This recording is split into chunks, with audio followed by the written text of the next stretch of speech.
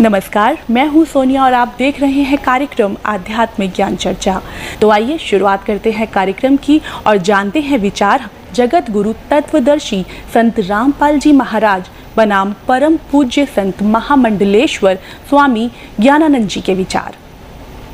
महाराज जी, यहाँ एक बात आपसे और जानना चाहेंगे कि तर्पण एवं श्राद्ध निकालने से कोई लाभ है या नहीं गीता के अनुसार?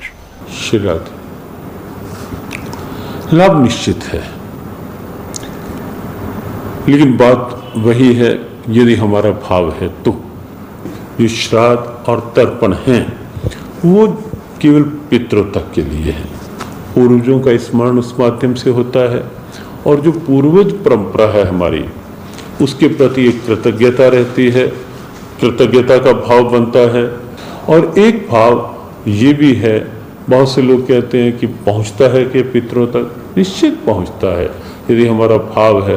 और पद्म पुराण, ब्रह्मवैवर्त पुराण, ऐसे पुराणों में ऐसे साक्ष्य मिलते हैं कि जब भगवान राम ने कुछ तर्पण किया, श्राद्ध किया अपने पिताजी के निमित्त, तो सब पूर्वज खड़े हुए दिखाई दिए और सीता जी सकुचा गए। तो हम यदि भाव रखते हैं तो निश्चित रूप से वो पहुंचता है, ऐसा मान के चलना चाहिए, ऐसा भाव रखना चाहिए। तो ये थे स्वामी ज्ञानानंद जी के विचार। और आइए अब जानते हैं जगत गुरु तत्वदर्शी संत रामपाल जी महाराज के विचार। बोलो सतगुरुदेव की जय। कर जोरूं विनती करूं,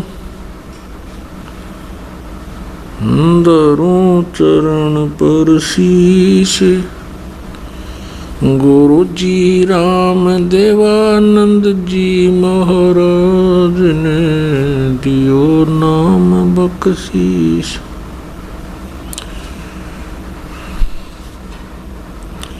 दंडवतम गोविंद गुरु, बंधु अविजन सोए, पहले भये प्रणाम तिन, नमो जो आगे होए।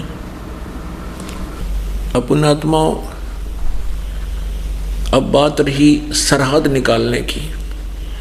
ये क्या लोक वेद सुनाते हैं, दुनिया को भ्रमित करने के लिए कहते हैं कि श्री रामचंद्र जी वनवास में थे और उन्होंने अपने पिता राजा दशरथ का श्राद्ध किया था। और वहां पर कहते हैं उनके पूर्वज सभी खड़े दिखाई दिए। इन अज्ञानी ऋषि महर्षि नकलियों ने उनके पूर्वजों को भूत बनवा दिया या गलत साधना करवा कर। गीता जी अध्याय नंबर 9 के श्लोक नंबर 25 में स्पष्ट किया है कि जो भूत पूजते हैं वो भूतों को प्राप्त होंगे, भूत बनेंगे। श्राद्ध निकालना, अस्थि उठाना, पिंड भरवाना, ये भूत पूजा ये नहीं करनी चाहिए। अभी प्रमाण दिखाते हैं आपको। गीता जी अध्याय नंबर 9 के श्लोक नंबर 25 में कहा कि भूत पूजने वाले भूतों को प्राप्त होंगे, भूत बनेंगे, देवताओं की पूजा करते हुए देवताओं के पास जाएंगे। और मेरी यानी गीता ज्ञानदाता कहता है मेरी पूजा करने वाला मुझे प्राप्त होगा। तो इन्होंने ये भूत पूजवा के सारे भूत बनवा दिए। तो श्री रामचंद्र जी के सारे पूर्वज खड़े दिखाई देंगे, सारे भूत बन रहे हुए प्रेत बन गए। और बनवाने वाले ये दंत कथा सुनाने वाले ये ज्ञानी ऋषि महर्षि मंडलेश्वर को आवे बैठा दिया, पूरे मानव समाज को बर्बाद कर दिया इन्होंने। अब आपको दिखाते हैं, मार्कंडेय पुराण में दिखाते। एक रुचि नाम के ऋषि थे, उन्होंने शादी नहीं, विवाह नहीं करवाया, वेदों को समझा, अच्छी तरह ज्ञान ग्रहण किया। ज्ञानी कौन होता है? ज्ञानी वो पुरुष होता है जिसने ये जान लिया कि मनुष्य जीवन बार बार प्राप्त नहीं होता और परमात्मा प्राप्ति के लिए मनुष्य जीवन मिला है। और यदि मनुष्य जीवन पाकर एक परमात्मा की भक्ति नहीं की, अन्य अनुपासना की, तो जीवन नष्ट हो जाएगा। इसी आधार से उस रुचि ऋषि ने वेदों का ज्ञान गहनता से जाना और समझा और उसी आधार से उसने विवाह भी नहीं करवाया, वेदों अनुसार साधना करता था। जब वो 40 वर्ष का हो गया, उसकी 4 पीढ़ी के भूत दिखाई देंगे, पिताजी, परपिता और परदादा, पिताजी, दादाजी, परदादा और दादा परदादा का पिता, और उन्होंने उस पुण्यात्मा को मिसगाइड कर दिया। अब ये प्रसंग थोड़ा सा अपने पुराणों में दिखाते हैं। मार्कंडेय पुराण, ये देखिएगा, मार्कंडेय पुराण गीता प्रेस गोरखपुर से प्रकाशित है। मार्कंडेय पुराण गीता प्रेस गोरखपुर से प्रकाशित है। ये देखिएगा, प्रकाशक व मुद्रक गीता प्रेस गोरखपुर, गोविंद मनु कार्यालय, कोलकाता का संस्थान। इसके 242 पृष्ठ पे संक्षिप्त मार्कंडेय पुराण रोच्य मुनि की उत्पत्ति कथा। मार्कंडेय जी कहते हैं, ब्राह्मण पूर्व काल की बात है, प्रजापति रुचि, ममता और अहंकार से रहित इस पृथ्वी पर विचरते थे। उन्हें किसी से भय नहीं था, वे बहुत कम सोते थे। उन्होंने न तो अग्नि की स्थापना की थी और न अपने लिए घर ही बना रखा था। वे एक बार भोजन करते और बिना आश्रम के रहते थे, यानी उसने कोई आश्रम नहीं बना रखा था। उन्होंने सब प्रकार की आसक्तियों से रहित एवं मुनिवर्ती से रहते देख उनके पितरों ने उनसे कहा, पितरों ने जो भूत बन गए थे उनने, पितर बोले, बेटा विवाह स्वर्ग और अपवर्ग का हेतु होने के कारण एक पुण्यमय कर्म है, उसे तुमने क्यों नहीं किया? गृहस्थ पुरुष समस्त देवताओं, पितरों, ऋषियों और अतिथियों की पूजा करके पुण्यमय लोकों को प्राप्त करता है। वह सभा के उच्चारण से देवताओं को, सवधा शब्द से पितरों को तथा अन्नदान आदि से भूत आदि प्राणियों एवं अतिथियों को उनका भाग समर्पित करता है। बेटा, हम ऐसा मानते हैं कि गृहस्थ आश्रम को स्वीकार न करने पर तुम्हें इस जीवन में क्लेश पर क्लेश उठाना पड़ेगा। मृत्यु के बाद और दूसरे जन्म में भी क्लेश ही भोगने पड़ेंगे। रुचि ने कहा, पितरगण, परिग्रह मात्र ही अत्यंत दुख एवं पाप का कारण होता है तथा उससे मनुष्य की अधोगति होती है। यही सोचकर मैंने पहले क्षत्रिय संग्रह नहीं किया। मन और इंद्रियों को नियंत्रण में रखकर जो यह आत्म संयम किया जाता है वह भी परिग्रह करने पर मोक्ष का साधक नहीं होता। ममता रूप कीचड़ में सना हुआ होने पर भी ये आत्मा जो परिग्रह शून्य चित्तवर्ती जल से प्रतिदिन धोया जाता है वह श्रेष्ठ यतन है। जितेंद्रिय, फिर के पितर बोले, बेटा जितेंद्रिय होकर आत्मा का प्रक्षालन करना उचित है, किंतु तुम जिस पर चल रहे हो वह मोक्ष मार्ग है। ये नीचा इसका मोक्ष मार्ग हो जाए, वो तो मोक्ष मार्ग है, किंतु फलाना फलाना देखो। अब यहाँ देख, पूर्व जन्म में किया हुआ मानव का शुभ अशुभ कर्म सुख और दुख में भोगों के रूप में प्रतिदिन भोगने पर ही क्षीण होता है। अब रुचि ने पूछा, देख तोड़ यहाँ एक सारांश आ गया। रुचि ने पूछा, पितामहो, ये चार भूत दिखाई देंगे उसने, ये देखो ये चारों भूत खड़े हैं आकाश में। अब ये इसने ठीक साधना कर रहा था, अन्यों का ही तो मोक्ष मार्ग है, और आप भूत बन गए जो इसको भूत बनाने की तैयारी कर रहे हैं। अब रुचि ने पूछा, पितामहो, वेद में कर्म मार्ग को यानी श्राद्ध आदि निकालने को अविद्या कहा है, यानी अज्ञानता कहा है, फिर क्यों आप लोग मुझे उस मार्ग में लगाते हैं? और पितर भी कहते हैं, पितर बोले, यह सत्य है कि कर्म को यानी श्राद्ध श्रोध निकालने को अविद्या ही कहा गया, इसमें तनिक भी मिथ्या नहीं। फिर टट्टू रह गया और क्या रह गया फिर बता, और फिर भंडारण लाग रही, इसने ऐसे कर ले ऐसे कर ले। अब परमात्मा कबीर जी कहा करते थे, है अपनात्मा जो ये कहते हैं श्राद्ध भी निकालने चाहिए, रामचंद्र जी ने अपने पूर्वजों के निकाले, वो इन्हें पूर्वज दूसरे दी के सारे भूत बन रहे थे। अब परमेश्वर कबीर जी कहते कि नहीं निकालना चाहिए, वेद कहते हैं ये क्रिया नहीं करनी चाहिए, जो सच साधना करेगा उनके सब पितर भी मुक्त हो जाएंगे, स्वयं भी मुक्त हो जाएगा, उसको भूत कोई नहीं बने। रे भोड़ी सी दुनिया गुरु बिन कैसे सरिया, रे भोड़ी सी दुनिया सतगुरु बिन कैसे सरिया। अपने लला के बाल उतरवावे देखो कैंची न लग जइया, अपने लला के बाल उतरवावे देख कहीं कैंची न लग जइया। एक बकरी का बच्चा लेके उसका गला कटैया, रे भोड़ी सी दुनिया गुरु बिन कैसे सरिया, रे भोड़ी सी दुनिया गुरु बिन कैसे सरिया।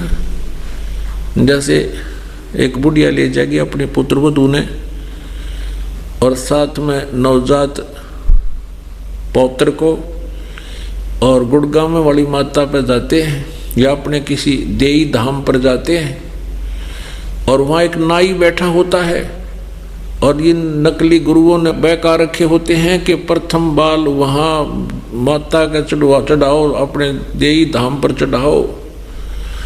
वो बुढ़िया जाती है और कहती है भाई नाई के मेरे पोते के बाल काट दे, और वो जल्दी में होता है क्योंकि उसने बहुत घनों के काटने होते हैं। और वहाँ देई धाम पर यदि बाहर कोई सारे बाल 5 रुपया में काटता हो, वो देई धाम पर 20 रुपये लिया कर, 4 गुने तो कीमत लेगा। और जल्दी होती है सभी को, और वो कहते हैं बस 5-4 बार थोड़े से काट दे, मतलब चढ़ाने हैं माता को, बाकी फिर कटवा लेंगे। मोटे मोटे से वो बाल काट देता है। और क्या कहती है वो बुढ़िया ने, यूँ कहती है अरे नाई के देख भाई नाई, धीरे धीरे मेरे पौत्र के, मेरे बच्चे के, मेरे लला के कच्चा सिर है, कच्चा सिर कहीं काची कैंची ना लग जा, इसको पीड़ा ना हो जाए, ध्यान से काटना बालों को। परमात्मा कहते हैं अपने बच्चे का तो कैंची लगन का भी डर, कहीं पीड़ा ना हो जा, और एक बकरी का बच्चा लेके वहां तने बलि चढ़वा दिया, रे भोड़ी सी दुनिया।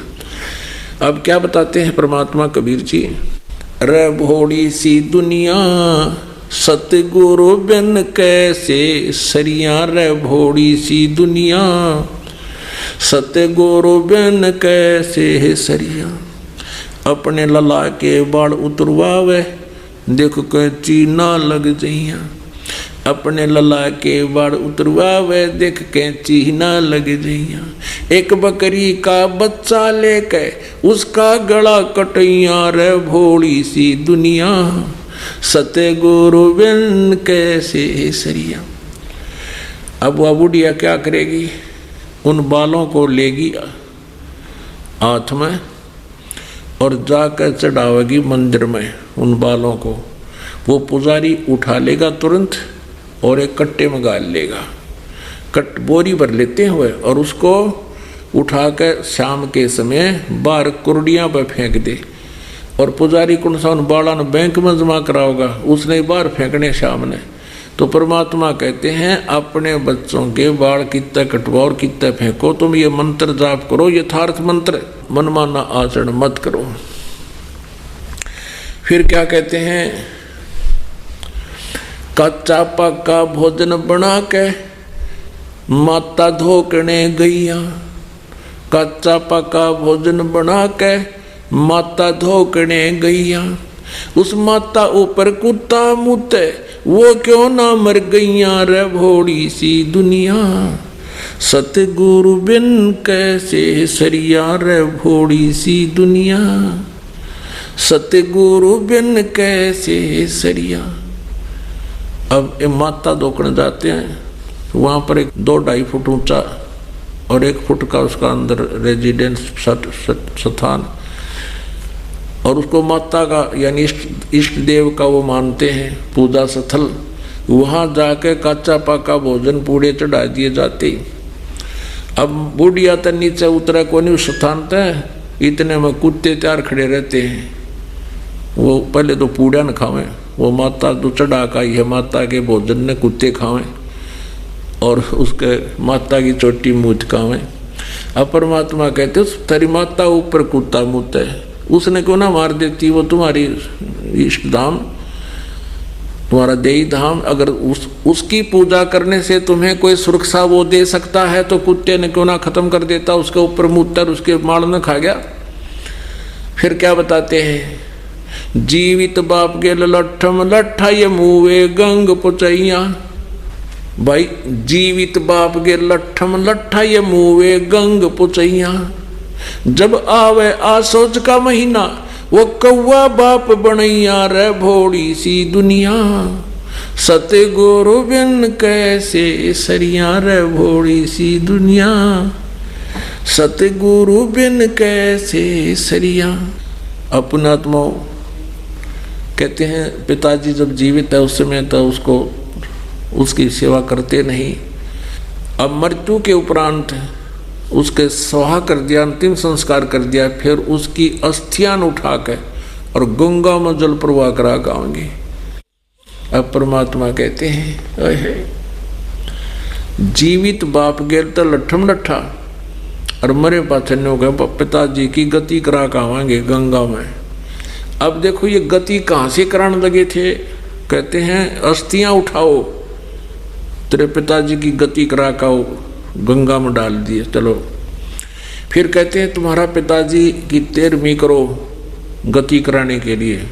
और पहले तो खाड़ा था आए महीना है, महीना बनाओ, फिर बरसौदी यानी 1 साल के बाद फिर क्या बनाओ गति कराने के लिए अनुष्ठान करवाते थे। और फिर क्या कहते तुम्हारा पिताजी पितर बन गया, अब उसके श्राद्ध निकालो, भूत बन गया श्राद्ध निकालो। और आसोज के महीने में जिस भी तिथि को मरा है उस तिथि को अवश्य इन नकलियों को बुलाओ और उसका पेट भरो। और वो क्या करता था, भोजन उठा करके छत पर रख देता था कि देखो अब कौवा भोजन खाएगा। कौवा आ गया, भोजन खा गया, कहने लगे तेरा पिताजी कौवा बन गया, उसको भोग लगा हुआ, देख कौवा बन गया। अरे थरा गजब हो, गति कराने लगे थे, कौवा बना के छोड़ दिया। कहाँ से गति कराने लगे थे उसकी और कौवा बना के छोड़ दिया। परमात्मा कहते हैं रे बोली सी दुनिया सतगुरु बिन कैसे सरिया। जीवित बाप के लट्ठम लट्ठा मुवे गंग पुचैया। और जब आवे आसोज का महीना फिर वो कौवा बाप बनैया, यो तुम्हारा बाप कौवा बन गया। देखो भोजन इसको भोग लग गया, कौवा खा गया। न्यो मूर्ख बना रखे हम इन नालायका ने, जिन्हें कह खाएगा नहीं पता भक्ति मार्ग का, ये सब भूत पूजवा के भूते बना दिए। अब परमात्मा क्या बताते हैं, ये सौदा फिर नाही संतो, ये सौदा फिर नाही। लोहे के साताब जात है काया दे सराही। 3 लोक और भवन चतुर्दश सब जग सौदे आही। दुगने तिगने करे चौगने किन्हु मूल गवाई। अब फिर क्या बताते हैं कि कुल परिवार तेरा सकल कबीला मसलत एक ठहराई। बांध पिंजड़ी आगे धर लिया फिर मरघट को ले जाई। अग्नि लगा दिया जद लंबा फूक दिया उस ठाही। पुराण उठा के पंडित आए पीछे गुरुड़ पढ़ाई। नर से तीतू पसुआ की जय गद्दा बैल बनाई। ये 56 भोग कहा मन बोरे की तो कुरुड़ी चुरने जाई। प्रेत सला पैजा पराजे पितरों पिंड भराई। बहुर श्राद्ध खान को आए फिर काग भये कल माही। अब कहते हैं गरुड़ पुराण का पाठ कराते हैं उस व्यक्ति की मृत्यु के बाद। परमात्मा कहते तुम पहला कराओ उसने गरुड़ का पाठ। अब गरुड़ पुराण के अंदर बहुत विस्तार से लिखा है कि मृत्यु के उपरांत जिसने जैसा कर्म किया उसको ऐसा फल मिलता है। और उसको ले जाते हैं यम के दूत बांध कर, जिसने पुण्य नहीं किए पाप किए हैं तो उसको खाना नहीं देते, आहार नहीं देते, नंगे पैरों ले जाते हैं। किसी ने ऐसा जुल्म किया उसकी आंखें फूट जाती हैं, कोई ऐसा पाप करता तो उसका लड़का मर जाता है। तो परमात्मा कहते हैं मरने के बाद गरुड़ पुराण पढ़ा रहे हो, उसको पहले पढ़ाना चाहिए था गरुड़ पुराण, ताकि वो पापों से बचता, बुराई ना करता, धर्म पुण्य करके अपना कल्याण करवा जाता। पुराण बांध फिर पंडित आए पीछे गरुड़ पढ़ाई। और फिर कहते हैं नर से तीतू पसवा की जय गद्दा बैल बनाई। ये 56 भोग कहा मन बोड़े की कुर्डी चढ़ने चाहिए। प्रेत सला पे जा बिराजे पितरों पिंड भराई। पिंड भरवा दिए। फिर बहुत श्राद्ध खान को आगे, वो काग बन गए कलमाही। ये कलयुग में फिर इस संसार में कौवे बन गए। अब क्या बताते हैं, जय सतगुरु की संगत करते सकल कर्म कट जाई, अमरपुरी पर आसन होते जहां धूप ना छाई। यदि परम संत की शरण में आ जाते तो ये सभी कर्म कट जाते, किसी की जरूरत नहीं थी ना श्राद्ध करण की, ना कित, और सभी कर्म पूर्ण परमात्मा ही काट सकता है, ये श्री कृष्ण जी नहीं काट सकते। और सकल कर्म कट जाई, अमरपुरी यानी उस सनातन परम धाम को चले जाते जहाँ कोई कष्ट नहीं होता। इस प्रकार परमात्मा के तत्व ज्ञान से आप इस अध्यात्म ज्ञान को समझें और अपना कल्याण करवाएं। सत साहिब। महाराज जी, क्या श्री कृष्ण भगवान हमें श्राप या कर्मदंड से मुक्त कर सकते हैं? क्या हमें पूर्ण मोक्ष प्रदान कर सकते हैं? निश्चित और निस्संदेह यदि हम उनकी शरण में आते हैं। ऐसा गीता में अनेक बार आया है। भगवान कहते हैं तू मेरे पास आ जा, तू मेरी शरण में आ जा। सर्वधर्मान परित्यज्य, तू सब विपरीत धर्मों का आश्रय अर्थात विपरीत आचरणों का जो तूने अब तक ले रखा था, तू उसका त्याग कर और एकमात्र मेरी शरण में आ जा अर्थात ईश्वरीय भाव में आ जा। उसके पश्चात भगवान आश्वासन देते हैं, अहम त्वा सर्व पापेभ्यो मोक्षयिष्यामि, मैं तुझे सब पापों से मुक्त कर दूंगा। उसे पाप कहो, श्राप कहो, अभिशाप कहो, संताप कहो, कोई भी शब्द कहो, भगवान सक्षम हैं। क्यों? क्योंकि वो मोक्ष प्रदाता हैं। निश्चित रूप से ऐसा वो कर सकते हैं। तो ये थे स्वामी ज्ञानानंद जी के विचार। और आइए अब जानते हैं जगत गुरु तत्वदर्शी संत रामपाल जी महाराज के विचार। बोलो सतगुरुदेव की जय। कर जोरूं विनती करूं, धरूं चरण पर शीश, गुरु जी राम देवानंद जी महाराज ने दियो नाम बख्शीश।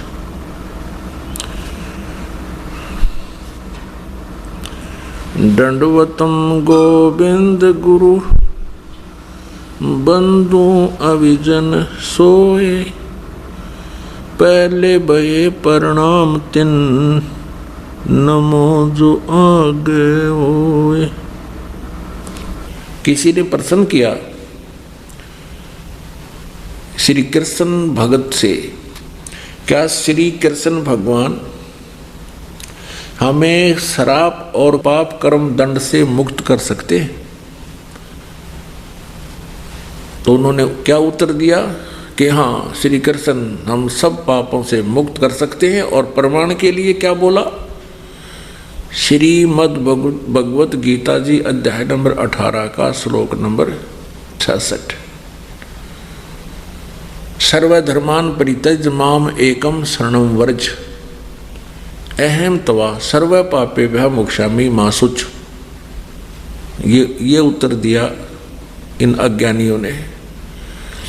अब यहाँ सर्वधर्मान परित्यज्य माम क्या कहता गीता ज्ञानदाता? जैसे गीता जी अध्याय नंबर 15 के श्लोक नंबर 16 और 17 में 3 प्रभु बताए हैं, सरपुरुष, अक्षर पुरुष और परम अक्षर पुरुष। और श्रीमद् भगवत गीता अध्याय नंबर 17 के श्लोक नंबर 23 में इन तीनों के जाप की विधि बताई है। ओम तत्सत इति निर्देश है, ब्रह्मण त्रिविध समर्थ है। ओम सरपुरुष का, ब्रह्म का, और ये तत् है ये अक्षर पुरुष का, और सत ये परम अक्षर पुरुष यानी परम अक्षर ब्रह्म का जाप है। तो गीता जी अध्याय नंबर 18 के श्लोक नंबर 66 में क्या प्रमाण है? गीता ज्ञानदाता कहता है कि यदि तूने उस परम अक्षर ब्रह्म की शरण में जाना है तो मेरे सतर की जो साधना तूने की है ओम नाम की और यज्ञ आदि, वो मुझ में छोड़ दे। हम क्या करते रहे? हम ओम नाम का जाप जपते। पहले ऋषि महर्षि यानी सतयुग त्रेता द्वापर में केवल एक ही मंत्र था। और हम क्या करते रहे, उसकी मंत्र की कमाई से ब्रह्मलोक में चले जाते और वहाँ अपने पुण्यों को अक्षीण करके फिर वापस आ जाते। और यहाँ विधान है इस काल का, ब्रह्म का, इसके लोक में जब तक ये प्राणी है और इसको यो 3 मंत्र का जाप परम संत से प्राप्त नहीं होता, सतनाम सारनाम, तो उसको जैसे कर्म किए दोनों भोगने पड़ते। अब ओम नाम के जाप की कमाई तो हम ब्रह्मलोक में नष्ट कराते, वो पाप हमारे ज्यों के त्यों रह जाते। उन पापों को हम कुत्ते गधे सुअर बनकर यहाँ भोगते रहे।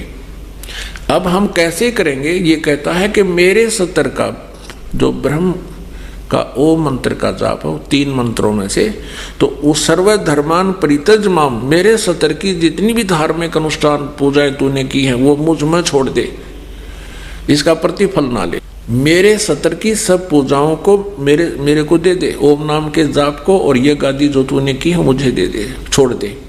एकम शरणम व्रज, एकम माने जिसके बराबर दूसरा ना हो, अद्वितीय,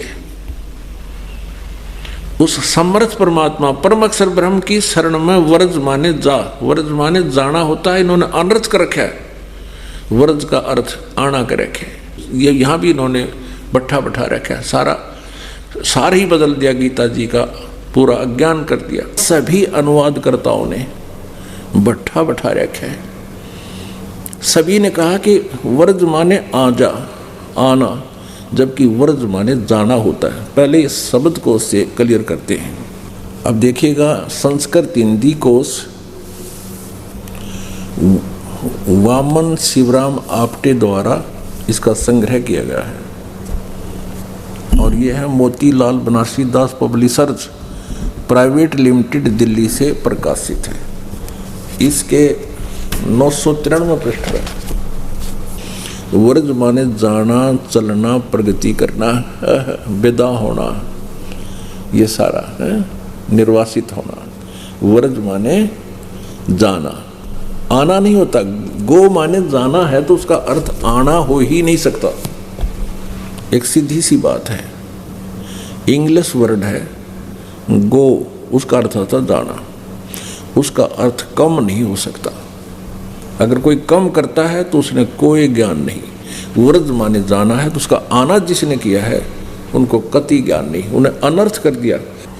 अब देखिएगा, श्रीमद् भगवत गीता के अनुवादकर्ताओं की कलाबाजी, ये देखिए, जयदयाल गोविंद का गीता प्रेस गोरखपुर से प्रकाशित है। ये 18वां अध्याय, श्रीमद् भगवत गीता 18वां अध्याय, और ये 66वां श्लोक। इसमें व्रज शब्द स्पष्ट है। सर्वधर्मान परित्यज माम एकम शरणम व्रज, अहम तवा सर्व पापेभ्यः मोक्षामि मा शुच। क्या अर्थ किया इन्होंने? संपूर्ण धर्मों को अर्थात संपूर्ण कर्तव्य कर्मों को मुझ में त्याग कर तू केवल एक मुझ सर्वशक्तिमान सर्वाधार परमेश्वर की शरण में आ जा। व्रज माने आ जा। अरे वाह, ये आपने देख लिया गीता प्रेस गोरखपुर से प्रकाशित में। और गीता प्रेस गोरखपुर से प्रकाशित है एक राम सुखदास जी, बड़े महाविद्वान माने गए हैं, और उनका अनुवाद देखिए, वो भी गीता प्रेस गोरखपुर से प्रकाशित है। ये देखिएगा, श्रीमद् भगवत गीता साधक संजीवनी परिशिष्ट सहित हिंदी टीका, सचित्र साधक संजीवनी परिशिष्ट सहित हिंदी टीका, श्रीमद् भगवत गीता, स्वामी राम सुखदास जी। और गीता प्रेस गोरखपुर से प्रकाशित है। मुद्रित भी वही है, प्रकाशक भी वही है। ये है अध्याय 18 श्लोक 66, अध्याय 18 और श्लोक 66, ये 66 श्लोक। इसमें ये व्रत शब्द है। संपूर्ण धर्मों का आश्रय छोड़कर तू केवल मेरी शरण में आ जा। और देखिए, इन्होंने इसने सन इस 1200 पृष्ठ से लेकर पृष्ठ 1200 से लेकर और 1217 तक ये 18 का 66 श्लोक और छोटी छोटी लिखाई है, कति लंब देखियो दूर तक, बिल्कुल बहुत बारीक लिखा है। और इतने बड़े बड़े पृष्ठ होकर रखे एंड बैंड है, क्यों नहीं पता था ही नहीं क्या।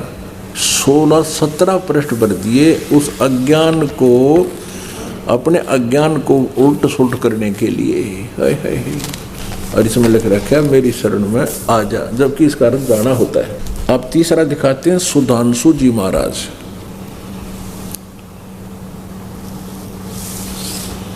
आचार्य सुधांशु जी महाराज, विश्व जागृति प्रकाशन ओंकारेश्वर महादेव मंदिर, जी ब्लॉक, मानसरोवर गार्डन, नई दिल्ली से।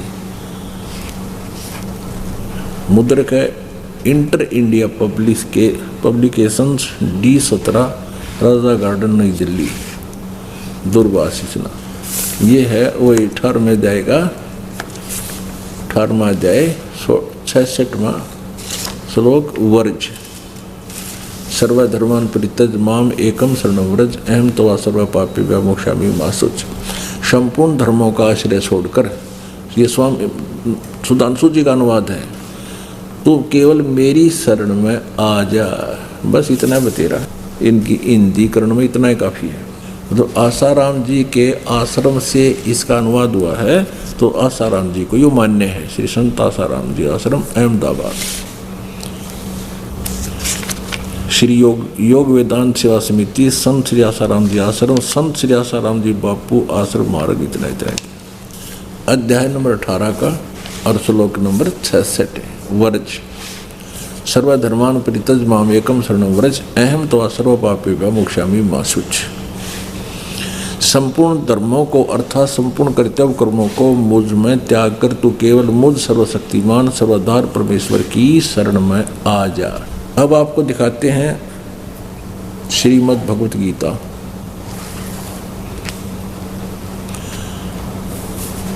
अनुवादक हैं ब्रह्मलीन महात्मा सत्यानंद, महात्मा सर्वानंद, सर्वज्ञानंद आदि, संपादक हंसादेश।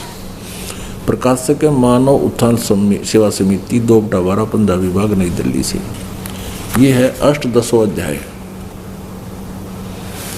और यहाँ आ जाइए, इन्होंने इकट्ठे, ये तो 63 तक तो यहाँ है। अब 63, 64, 65, 66 तीन इकट्ठे गोट रखे हैं। ये है वर्ज। सर्वधर्मान परित्यज माम एकम शरणं व्रज, अहम तवा सर्व पापेभ्यो मोक्षामि मा शुच। इसका ये तो 63 का अनुवाद है। अब 65 का, 66 का यहाँ दिखाते हैं। सर्व धर्मों के कर्मों को छोड़कर केवल मेरी शरण में आ। ये है doctor Sarvepalli Radhakrishnan, Madbhagavat Gita. Doctor Sarvepalli Radhakrishnan, Hindi pocket books, laser मुद्रक हैं। Dot security press private limited, Delhi. ये 18वें अध्याय का 66वां श्लोक। सर्वधर्मान परित्यज माम एकम शरणं व्रज, अहम तवा सर्व पापेभ्यो मोक्षामि मा शुच। सब कर्तव्यों को छोड़कर तू मेरी शरण में आ जा। अब आपको दिखाते हैं इस्कॉन वालों की। इन्होंने कमाल कर रखा है। ऊपर मीनिंग अर्थों में तो ठीक लिख रखा है, व्रज माने जाना, और अनुवाद में फिर वही घुमाना। ये देखो,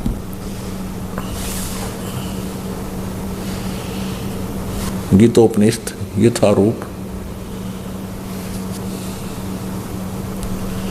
द्वारा कृष्ण कृपा श्री मूर्ति, श्री श्रीमद AC भक्ति वेदांत स्वामी प्रभुपाद, संस्थापक आचार्य, अंतर्राष्ट्रीय Krishna Bhavanamrit Sangh, Bhakti Vedanta book trust, Los Angeles, London, Stockholm, Sydney, Hong Kong, Mumbai. अब ये कहाँ से छपी है? भक्ति वेदांत बुक ट्रस्ट के लिए भीमदास द्वारा हरे कृष्ण धाम, जो मुंबई से प्रकाशित रेखा प्रिंट लिमिटेड दिल्ली से मुद्रित 18वां अध्याय है ये। और यहाँ 66वां श्लोक। सर्व धनवान प्रीतज माम एकम शरणम व्रज अहम तवा सर्व पापिवा मोक्षामि मा शुच। ये यहाँ 553 पर इसकी केवल संस्कृत है और 554 पर हिंदी है। 554 पर ये देखिए, इन्होंने पहले शब्दों के अर्थ अलग लिख दिए। सर्वधर्मान माने समस्त प्रकार के धर्म और वर्ज माने जाओ, बिल्कुल ठीक है। शरण में वर्ज माने जाओ, वर्ज माने जाना ही होता है। अब यहाँ इन्होंने अनुवाद किया, शब्दार्थ तो ठीक लिख दिए कि कोपट नेगा थोड़ा बेवकूफ़ ना बना दिया हमने। और यहाँ फिर वह बात क्यों, समस्त प्रकार के धर्मों का परित्याग करो और मेरी शरण में आओ। अरे वाह, चौड़े में झूठ बोल रहे। वर्ज माने जाओ और यहाँ लिख रहा वर्ज माने आओ, कर दिया उदार अड़े नाश कर रखा तुमने। सर्व धर्मान परितज माम एकम शरणम वर्ज। वर्ज माने उस सर्वशक्तिमान परम अक्षर ब्रह्म की शरण में जा और मेरे ओम नाम के सत्र का जो साधना वो मुझे छोड़ दे। अहम तवा सर्व पापे भ्या मोक्षामि। मैं तुझे फिर गधे कुत्ते सुअर नहीं बनाऊंगा, तू चिंता ना करे। अब इसमें स्पष्ट कर दिया है कि मेरी सत्र की पूजा मुझे छोड़ दे, फिर उसकी शरण में जा। जिसके विषय में गीता जी अध्याय नंबर 15 के श्लोक नंबर 4 में कहा है, 1 से लेकर 4 में सार किया है, और 15वें अध्याय के 16 और 17वें श्लोक में क्लियर किया है। परम अक्षर ब्रह्म है और वो सबका धारण पोषण करता है। उसके पश्चात उस परम पद परमेश्वर की खोज करनी चाहिए, जहाँ जाने के बाद फिर लौटकर साधक कभी संसार में नहीं आते। और जिस परमेश्वर ने सारे संसार रूपी वृक्ष की रचना की है, जिसके संसार रूपी वृक्ष की प्रवृत्ति विस्तार को प्राप्त हुई, यानी जिस परमेश्वर ने इन सर्व ब्रह्मांडों की रचना की है, वहाँ जाने के बाद फिर कभी जन्म मृत्यु नहीं होती, पूर्ण मोक्ष होता है, परम शांति प्राप्त होती है। 18वें अध्याय के 62वें श्लोक में भी यही आशय है, यही प्रमाण है कि अर्जुन तो सर्वभाव से उस परमेश्वर की शरण में जा, उसकी कृपा से ही तो परम शांति और सनातन परम धाम यानी सतलोक को प्राप्त होगा। जा जाने के बाद फिर जन्म मृत्यु कभी नहीं होगी। और ये श्री कृष्ण जी के भक्त, ये अज्ञानी क्या कहते हैं कि श्री कृष्ण अर्थात विष्णु, श्री कृष्ण कहो चाहे विष्णु जी कहो, ये सभी श्राप नाश कर सकते हैं, सभी पाप नाश कर सकते हैं। श्री विष्णु जी पर अपने पाप और श्राप नाश नहीं हुए। श्री विष्णु जी ही श्री कृष्ण जी हैं। इसके लिए थोड़ा सा प्रमाण दिखाते हैं। देखिएगा, श्रीमद् भगवत सुधा सागर गीता प्रेस गोरखपुर से प्रकाशित है। श्री भागवत सुधा सागर सुख सागर गीता प्रेस गोरखपुर से प्रकाशित है। प्रकाशक में मुद्रक हैं गीता प्रेस गोरखपुर, गोविंद भवन कार्यालय कोलकाता का संस्थान।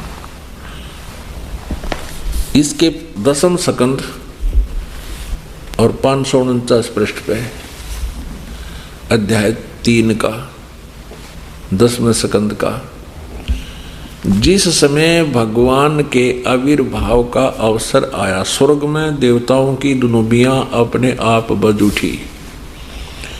उसी समय सबके हृदय में विराजमान भगवान विष्णु देव रूपिणी देवकी के गर्भ से प्रकट हुए जन्म लिया। जैसे सर्व पूर्व दिशाओं में 16 कलाओं से पूर्ण चंद्रमा का उदय हो गया हो। इससे सिद्ध हो गया कि श्री कृष्ण इज विष्णु, विष्णु इज श्री कृष्ण। देव की गर्भ से श्री विष्णु ने जन्म लिया। अब जैसे ये श्री कृष्ण भगत कह रहे हैं कि भगवान श्री कृष्ण सब श्राप मुक्त कर देता है, सब पापों का नाश कर देता है, और श्लोक सुनाते हैं प्रमाण के लिए। 18वें अध्याय का 66वां श्लोक है। वर्ज माने जाना होता है, आना नहीं होता। अपने आत्माओं, एक ने नहीं सभी ने, किसी की भी आप अनुवादित पुस्तक उठाकर देख लेना जिन्होंने श्रीमद् भगवद गीता जी का अनुवाद किया हुआ है, सभी ने वर्ज माने जाना, वर्ज माने जाना होता है लेकिन आना किया हुआ है। अब जैसे श्री विष्णु जी ने नारद जी को बंदर का मुंह लगा दिया था, क्योंकि नारद जी विवाह कराना चाहते थे और उन्होंने भगवान विष्णु से प्रार्थना की थी कि मुझे आप हरि रूप दे दें।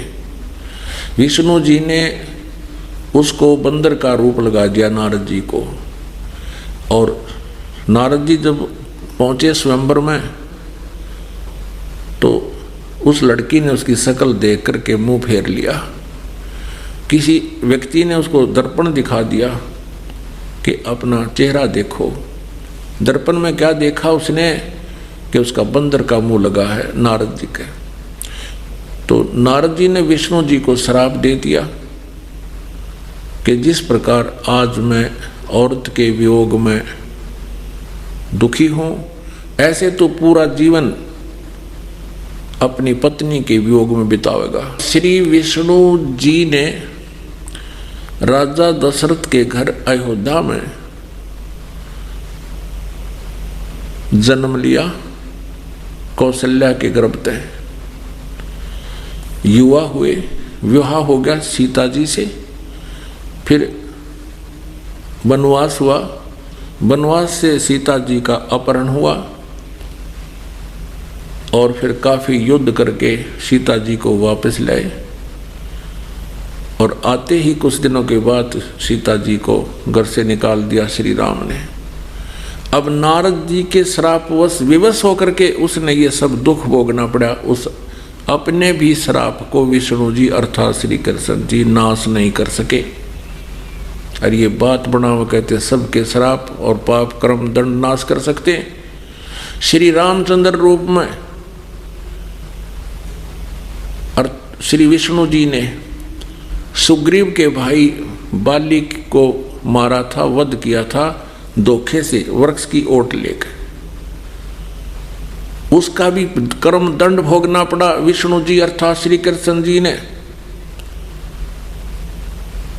दुर्वासा ने श्राप दिया था कि यादव कुल का नाश होगा। श्री कृष्ण के सभी पुत्र पौत्र प्रपौत्र और 56 करोड़ यादव दुर्वासा जी के श्राप से नष्ट हो गए। और श्री कृष्ण जी के पैर में एक विषाक्त तीर मार के श्री कृष्ण जी का वध किया। किसने? उस बाली वाली आत्मा जो शिकारी बना हुआ था, श्री कृष्ण जी के समकालीन था, और उस शिकारी ने विषाक्त एक तीर बनवा रखा था, वो श्री कृष्ण जी के पैर में मारा धोखे से। श्री कृष्ण जी लेटे हुए थे वृक्ष के नीचे, घुटने पर पैर रख के, उनके पैर में पद्म था। शिकारी ने सोचा कि ये वृक्षों की झुरमुट के अंदर से किसी मृग की, हिरण की कोई आंख दिखाई दे रही है। उसने सोचा ये कहीं आहट पाकर भाग ना जाए। आंख समझकर मृग की भगवान श्री कृष्ण के तलवे में तीर मार दिया विषाक्त, जिससे श्री कृष्ण जी का वध हुआ। अपने आत्माओं, इस तत्व ज्ञान की रोशनी से आपको पता चलेगा ये कौन कितने पानी में है। ये भ्रमित कर रहे हैं आप जी को और पूरे मानव समाज को बर्बाद कर रहे हैं।